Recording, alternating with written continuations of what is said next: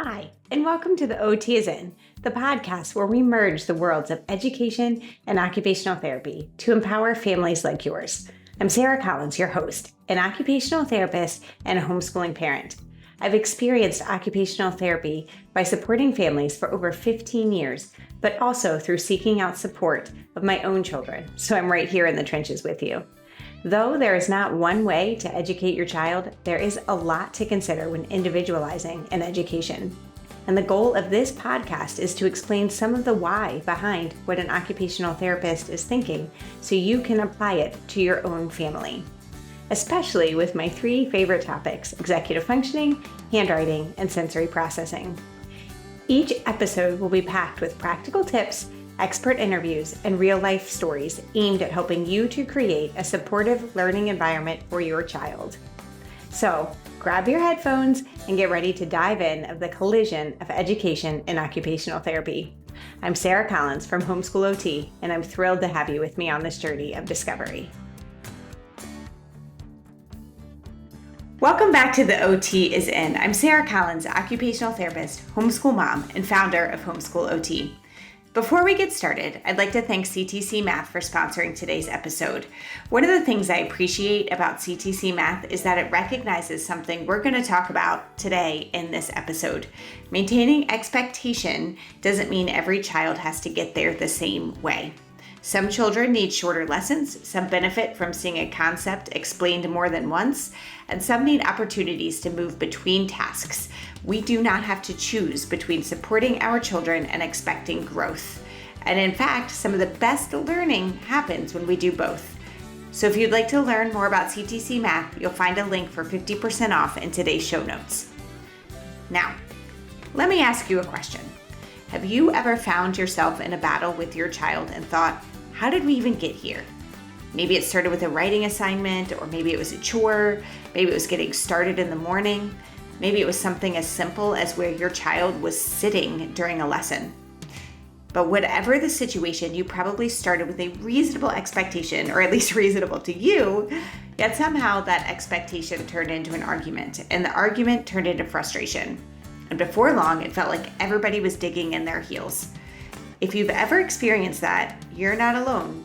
Today, we're going to talk about why power struggles happen, the three most common mismatches that I see creating conflict in homeschool families, and how we can maintain expectations without turning every challenge into a battle. But before we get there, let me tell you a little bit more about what's been happening around here lately.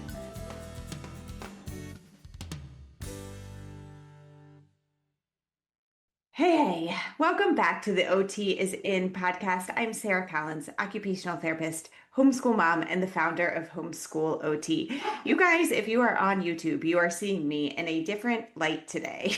As we are wrapping up another homeschool year, I've been spending a lot of time reflecting on growth, not just academic growth, but growth in responsibility, independence, perseverance, and all of those life skills that many of us hope that homeschooling will develop.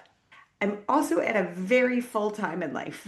Conference season is literally happening right now. I'm just getting back from the Illinois Christian Home Educators Conference, which was fantastic. And I got to meet so many people there. And actually, we stayed in dorms and my daughter was with me. And I really just felt like I was going back in time, but taking my daughter with me. It was amazing. The desks, guys, at these dorms are the same desks that I had in college. It was so funny and endearing and just fantastic.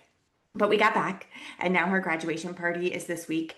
And my son finished his first year at the Philadelphia Hockey Academy. And all of that wraps up with awards and, busy times and different schedules. And you guys, he earned the Student Athlete of the Year award. Now, if you have heard my son's story, which if you haven't, jump back to episode 8 where you can hear me talk about him, or an episode where he and his sister both talked about their journeys together as siblings, and I will make sure both of those are linked in the show notes. But guys, the Student Athlete of the Year was their most prestigious award. It was amazing. But my favorite part, although I don't know if it's really that great, but it says exactly who he is. They all have to be on their skates, right? Because this is the hockey academy, so they do their graduation out on the ice. All the graduates skate under the kids' sticks that they're holding up. They go to center ice and then they do the underclassmen awards. And so they have to just stand there on the ice in their skates, not skate, which is what they would obviously be preferring to do. So he is standing there really trying to hold his attention and tell himself not to skate when he has ice skates on his feet. And they call his name for the award. He did alert to that, went up, got his award, and came back to his line. And did you know that he had no idea what he won? No idea. He was just too busy focused on not skating. So here we are, right? 1 week to go before my daughter's graduation. And we also got a puppy who you may or may not be hearing in here right now as he's trying to pull my curtains off of my window and I'm trying to pay attention to you. And last but not least, my fantastic podcast manager is about to have a baby. And so we are trying to get all of these things done so that she can have some time off with her sweet little one. So I just need to say, this is me fitting everything in because I love this community and because the quote unquote success of my children in recent weeks. Well, let me stop for a second because I need to define success, right? For us, success is faithfulness in all the roles that we are called to do. That means that what success looks like to me may not be what it looks like to somebody else. Now, I realize that not everyone shares my faith. And remember, you guys all are welcome here. But I would challenge you to define what success looks like in your home. Because just knowing that you're listening to this podcast about occupational therapy and homeschooling, you are probably going against the norm of society. So society's definition of success is probably not yours. So define it for yourself. Now, as I've been thinking more and more about success and independence, I keep finding myself coming back to a question that parents ask me all the time, which is how do we raise expectations without creating constant power struggles? So clearly, I'm coming at this question from the end of part of our homeschooling journey. I am still in trenches with my 10-year-old who is still here and loving, well, not every second of it, but I am loving it still because I love homeschooling. But coming at it from the end where I have a daughter who has graduated from our homeschool now, and then a rising sophomore in high school who is no longer homeschooled. Now, we want, obviously, our children to grow, right? We want them to become more and more independent, and we want them to learn responsibility. We want them to develop the skills that are going to serve them throughout life. And at the same time, many of us are working hard to understand our children.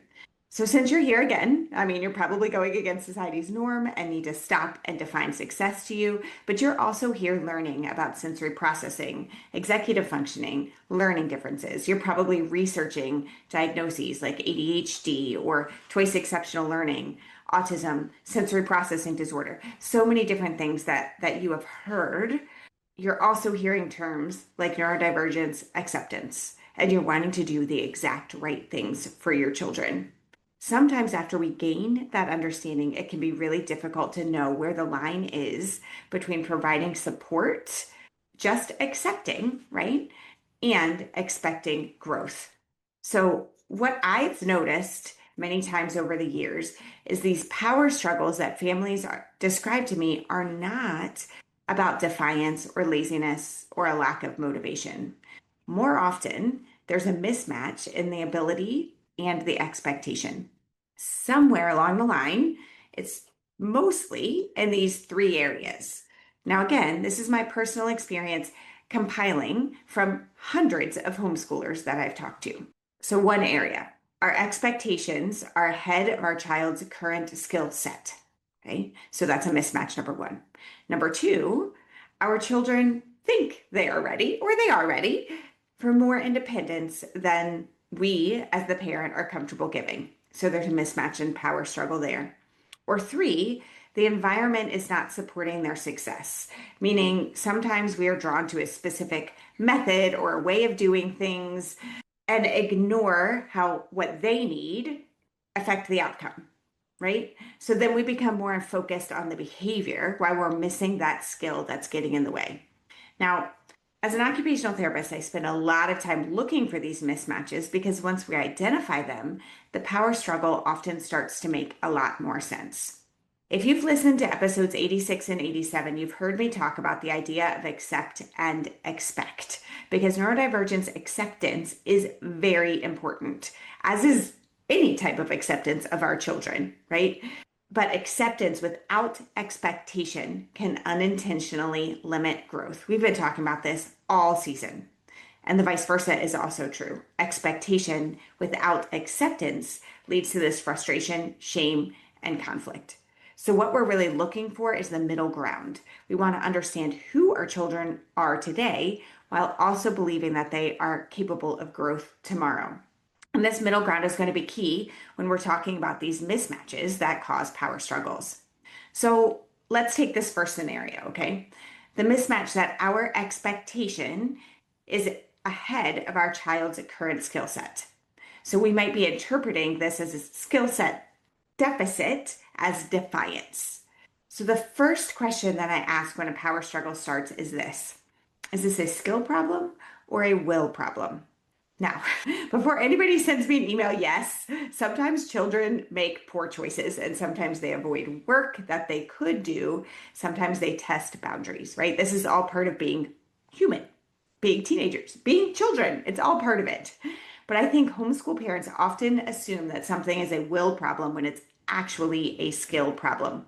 And as an occupational therapist, I'm trained to look beneath the surface of these behaviors, right? So let's just use writing as an example because it's one that comes up all the time where a parent will tell me, like, my child refuses to write. Okay, maybe. But before I assume refusal, I want to get curious. What is actually happening when they are asked to write? Because are we talking about a motor challenge? Well, handwriting is surprisingly complex. A kiddo has to coordinate visual information, fine motor skills, posture, endurance, spacing, letter formation, motor planning, so many things. Guys, you know I've had episode after episode after episode about handwriting because this comes up so frequently. And I think that's because we can easily see the output. And so we can recognize that there's a struggle. But if all of their energy is going into physically producing the words, there may not be much left for generating the ideas. Or maybe it's a cognitive challenge where writing requires executive functioning. We have episode after episode after episode on executive functioning because a child has to organize their thoughts and hold ideas.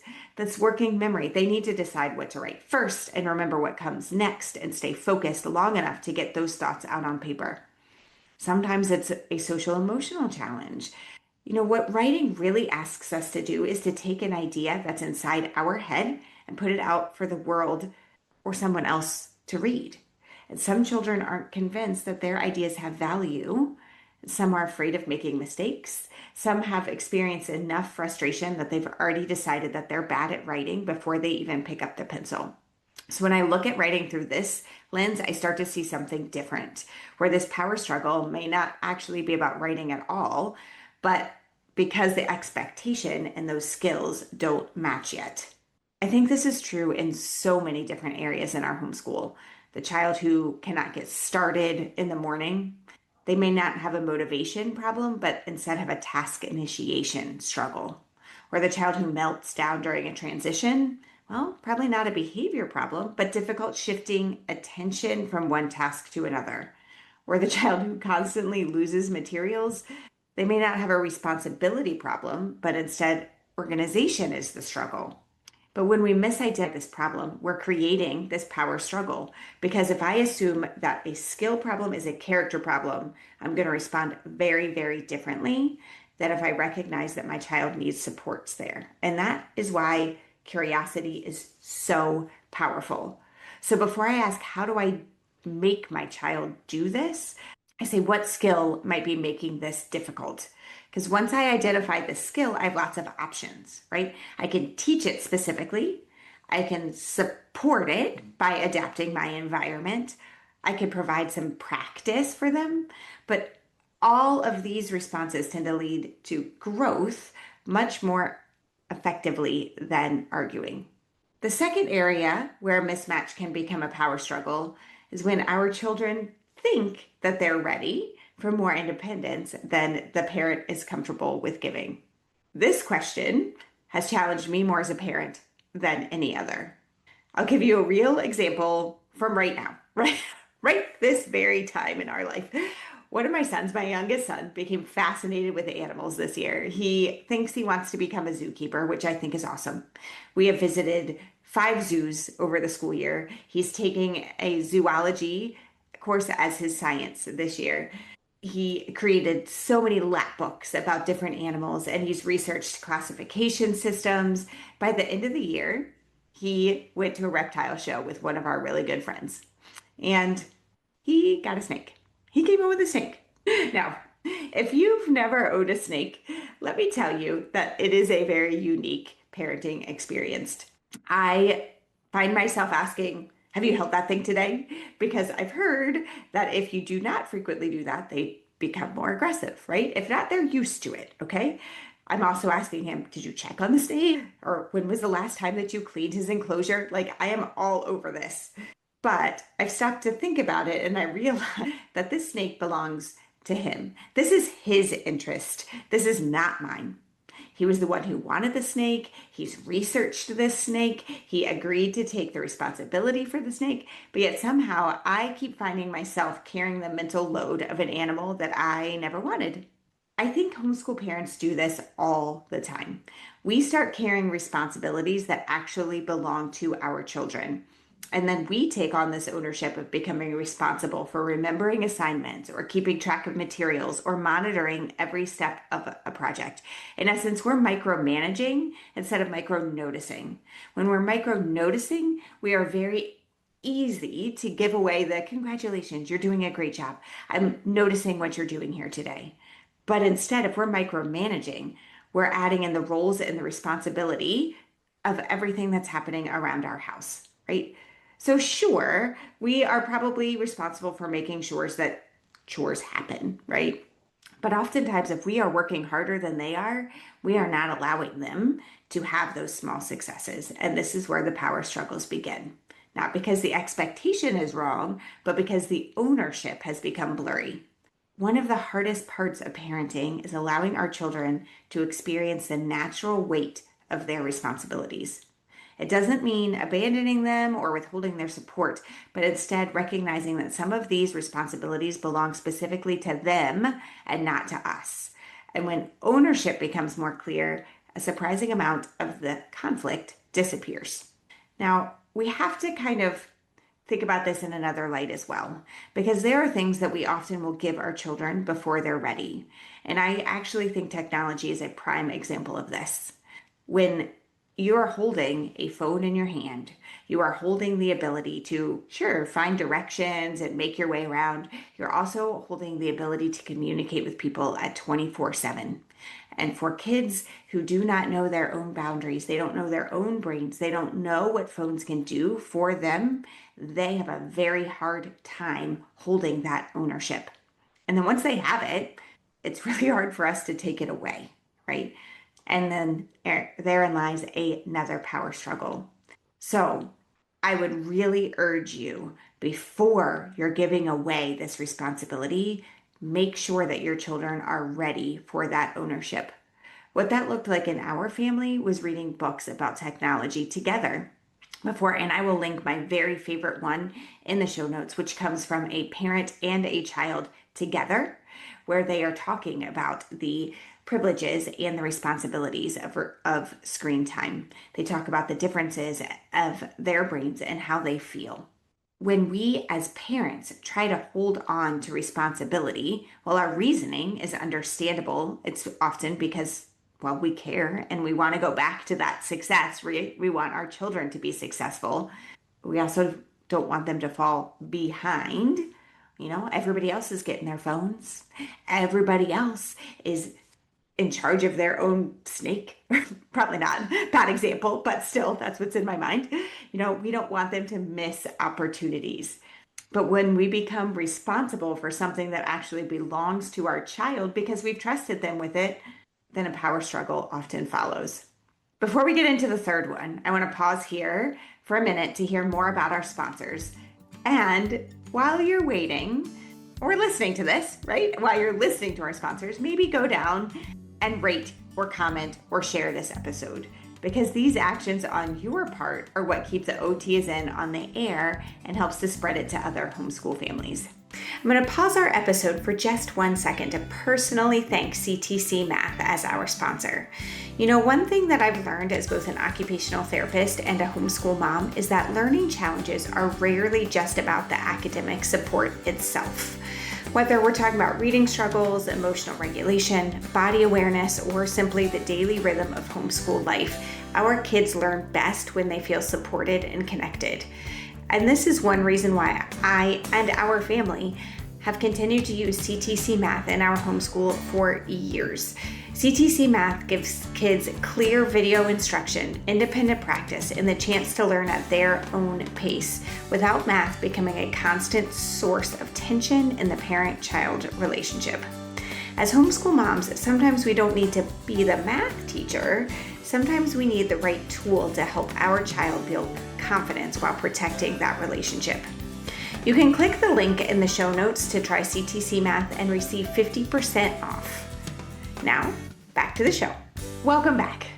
Now, before we dig in to the last type of power struggle and how they can come from us taking control over something that should actually belong to our children, I want to stop for 1 second and make sure that you stay at the very end, because I have a really exciting announcement that we're going to go to after we talk about this last type of power struggle.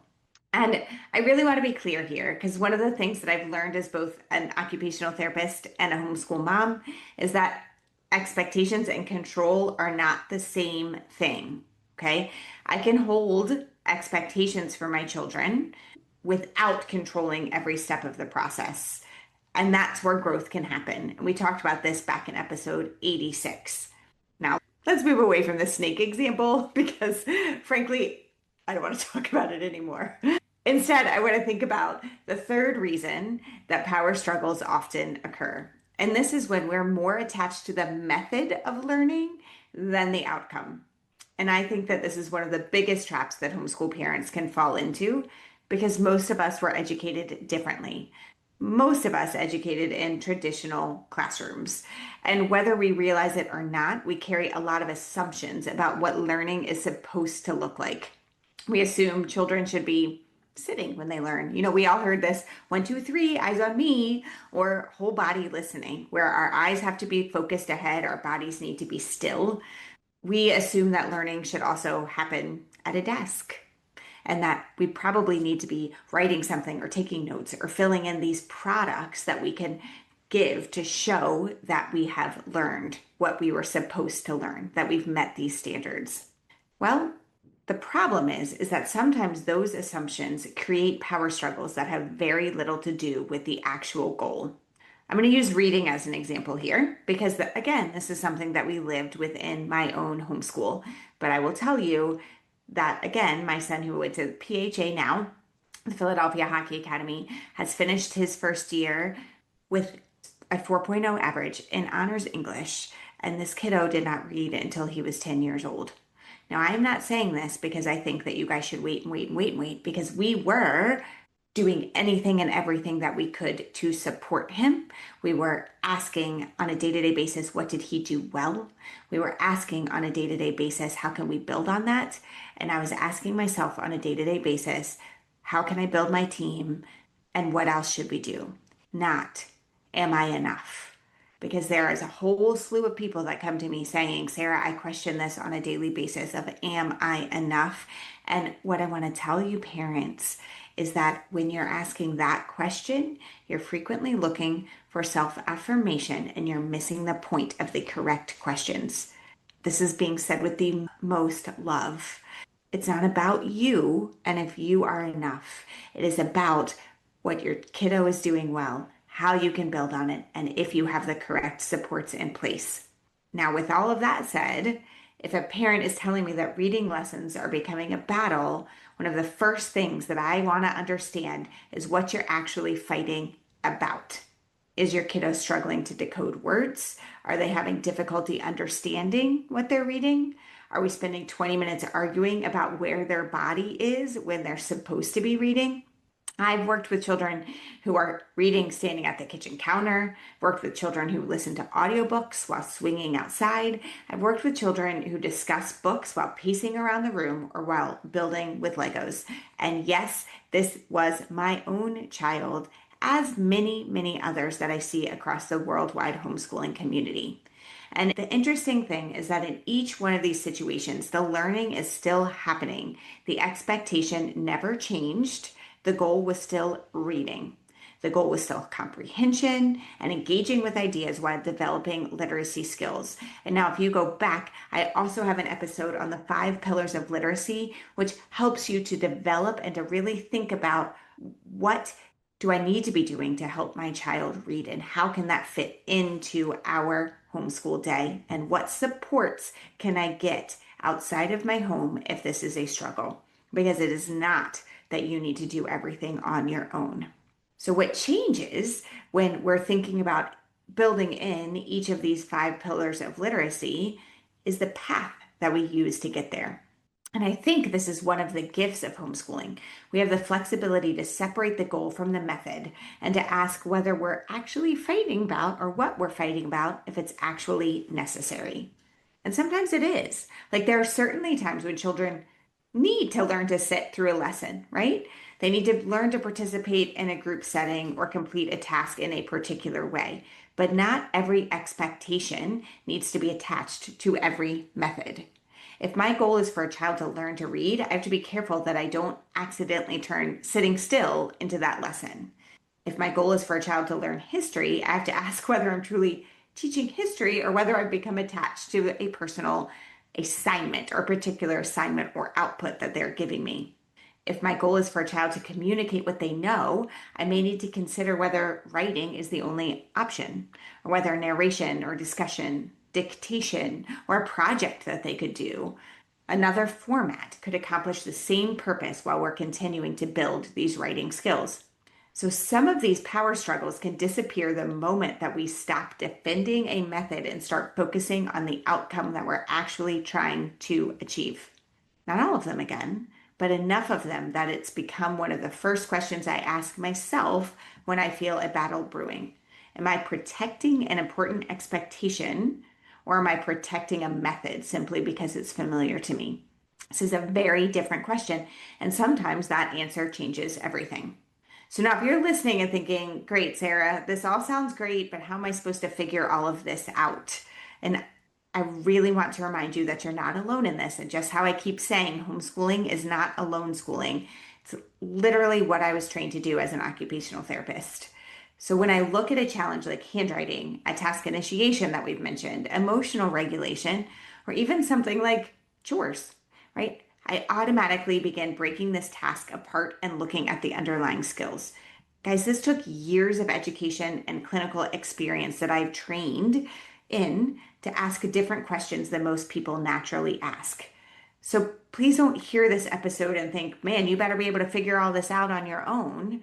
And when 2 people, guys, 2 people came the same week to me and said, Sarah, so many homeschool families would benefit from having a person to ask questions to. That is how Homeschool OT began, and why 6 years later, coaching sessions through Homeschool OT are still around. And this is because sometimes parents simply need another set of eyes on the situation. This is what I do. This is why I'm here and what the passion behind Homeschool OT is. Sometimes family will come into a coaching call and they'll say something like, my child will not even begin to write, or every math lesson ends in tears, or we're constantly arguing about chores, right? And by the end of the conversation, we've usually identified a few possible reasons that the struggle is happening and a few practical strategies to try. Most of the time, parents will end with like, I hadn't thought about it that way before. And honestly, that's often all it takes, not because I'm providing some magic solution, but because a different perspective can help us to respond differently. So if you're finding yourself stuck in these power struggles over and over again, please know that you do not have to figure this out all on your own. So now that we've really considered these 3 different types of power struggles, we need to remember that there's not only the choice of lowering expectations or of forcing compliance. There's a third option. and this is maintaining the expectation while changing the supports. We tell ourselves that the child isn't ready, so we remove that responsibility altogether, or we find ourselves digging in our heels, repeating directions, increasing consequences, and wondering why everyone is becoming frustrated. So if we do maintain this expectation and change the support, well, that's what occupational therapists do all of the time. Our first instinct isn't usually to eliminate the task, and it is not to force the child through it. Instead, we want to create ways that there's a better fit between the child, the task, and the environment. So let's go back to writing. Okay, if a child is having difficulty getting ideas onto the paper, my role as an OT is not to assume that the answer is to stop writing forever, just accept that they cannot do this. At the same time, I also cannot just keep my expectation, just write the paragraph, right? That's not very productive either. Instead, I start looking for ways to support this process. So sometimes it's talking through ideas before the writing even begins, or helping a child create an outline. Other times it's breaking this larger assignment into a smaller piece, allowing a child to dictate thoughts before working or writing the output. The goal has not changed. The child is still developing writing skills. We just simply adjusted the level of support so it becomes more attainable. Same thing can happen with reading, guys, like we were just talking about. Maybe we're changing that environment so we do allow that method of swinging on an exercise ball or sitting outside or listening while moving. We have to move away from the expectation that our child just has to sit at a desk. So, is the child engaging in the text? Are they developing literacy skills? Quite often that answer is yes. So again, what changes is not that expectation, but it's the pathway. And this is also why co-regulation is so powerful. Sometimes we act as though independence and support are opposites, but that's rarely how development works. Most children learn difficult skills alongside of someone before they're doing them on their own. So if we're in this power struggle, we are not regulating with our children. They often need to even borrow our brains, per se. They borrow regulation from us. They borrow organization from us. They borrow confidence from us. And over time, these skills gradually become their own. So some of these most challenging seasons within our homeschool, the turning point was not lowering the expectation. It was not increasing the pressure. It came when I stopped asking, how do I get them to do this? And started asking, what would help my child to be successful with this responsibility? Instead of focusing on compliance, we look for the support. And instead of assuming resistance, we become curious about what is getting in the way. For me, this is the heart of raising expectations without the power struggle. We do not have to choose between giving up and forcing compliance.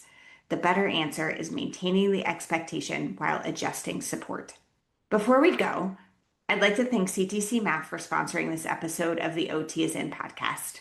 One of the things that I really appreciate about CTC Math is the flexibility it gives homeschool families. And as we've talked about it today, maintaining an expectation doesn't mean that every child has to learn in the exact same way. Some children benefit from shorter lessons, some need to move between tasks, and some benefit from hearing concepts explained differently or revisiting a lesson more than once. Having options matter, and CTC Math gives families the flexibility to meet children where they are while continuing to support growth. So if you'd like to learn more, you'll find a link for 50% off in today's show notes. And I'm also really excited about something new that's coming later on this summer. If you've ever listened to an episode and thought, okay, but what would this look like for my child? Or how do I apply this in my homeschool?